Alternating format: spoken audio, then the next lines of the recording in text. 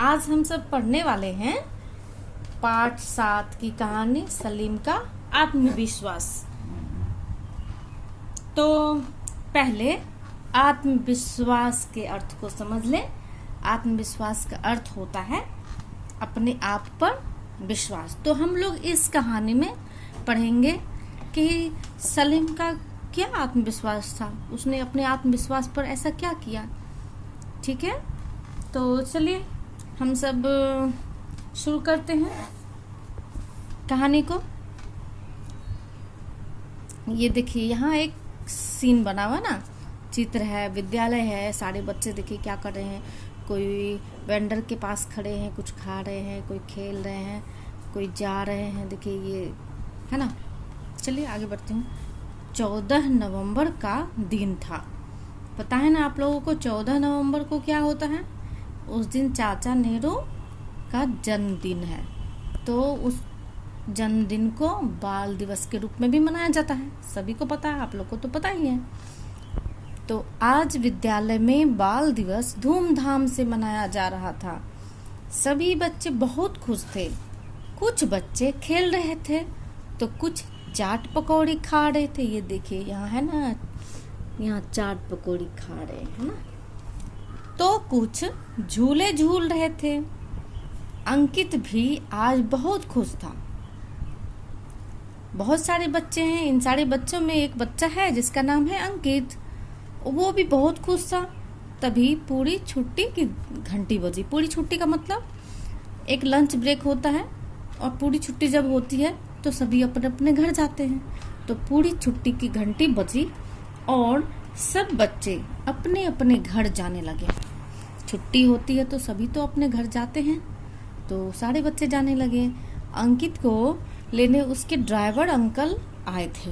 ये देखिए driver uncle हैं और अंकित को लेने आए हैं। उनका नाम अहमद था। ड्राइवर अंकल का नाम क्या था? अहमद। वे उसके घर के पीछे बने मकानों में ही रहते थे। किसके घर के पीछे मकानों में रहते थे? तो अंकित के घर के। अंकित ने जैसे ही ड्राइवर अंकल को देखा, वह भी उछलता कूदता गाड़ी के पास पहुंच गया। छुट्टी के समय में तो सारे बच्चे खुश रहते। उन्हें जाना है कहाँ? तो घर, अपने अपने घर। तो ड्राइवर अंकल किसको लेने आए थे? अंकित को लेने आए थे। तो वो भी उछलता कूदता गाड़ी के पास पहुंच गया। आज गाड़ी में ड्राइवर अंकल का बेटा भी था। ये देखिए ड्राइवर अंकल हैं, उनके साथ एक लड़का है गाड़ी में, तो ये उसका बेटा है ना। उसे देखकर अंकित बहुत खुश था। अंकित जो है वो ड्राइवर अंकल के बेटे को देखकर बहुत खुश होता है। और वो क्या करता है? ड्राइवर अंकल के बेटे से नाम भी पूछा, क्या नाम है तुम्हारा? तो कैसे आवाज आई उधर? सलीम। एक साथ नहीं बोलता है, सलीम ऐसा करके उसने हकलाते हुए बताया। कौन सी कक्षा में पढ़ते हो? सलीम ने कुछ नहीं बोला इस बात पर। तो ड्राइवर अंकल ने बताया, बेटा सलीम को हकलाने की बीमारी है, उसे पढ़ने लिखने में कठिनाई होती है। हकलाने की बीमारी का मतलब वो किसी भी शब्द को वो सही से नहीं बोल पाता और रुक रुक कर बोलता है, उसे बोलने में कठिनाई होती है। ठीक है,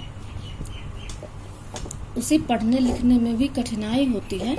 वैसे भी हमारे पास इतना पैसा नहीं है कि हम इसकी पढ़ाई पर खर्च कर सके। ड्राइवर अंकल बोलते, एक तो वो हकलाता है, उसे हकलाने की बीमारी है, और दूसरी ये कि उसे मतलब उसकी पढ़ाई के लिए उनके पास उतने पैसे हैं नहीं, तो वो कैसे पढ़ाई करे। शायद इसी बात पर सलीम जो है चुप हो जाता है। वो अंकित को आगे की बात नहीं बताता है। ड्राइवर अंकल की बात सुनकर अंकित सन्न रह गया।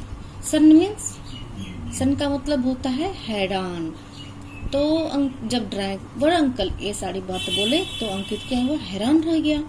बोला, नहीं अंकल, सलीम को हमारे प्रेम और सहारे की जरूरत है। सभी बच्चे एक से नहीं होते, ये सही बात है। जो शारीरिक रूप से विकलांग होते हैं उन्हें हीन भावना से नहीं देखनी चाहिए। उनको प्रेम करना चाहिए, उनको सहारा देना चाहिए, अच्छे से बोलना चाहिए, है ना। उनको सबकी जरूरत होती है, सभी के प्यार की, सहारे की जरूरत होती है। तो ठीक वैसे ही सलीम को किसने कहा ऐसा बात? तो अंकित ने कहा सभी अंकित ने मन में निश्चय किया कि वह सलीम की अवश्य सहायता करेगा। तो इस देखिए इस ये कौन सी भावना सीखने को मिली इस अंकित के इस निश्चय से, उनके विचार से, तो मदद करने की भावना। तो हम लोग कहानी में बहुत तरह की बातें सीखते हैं, जरूरत है उनको पहचानने की, है ना।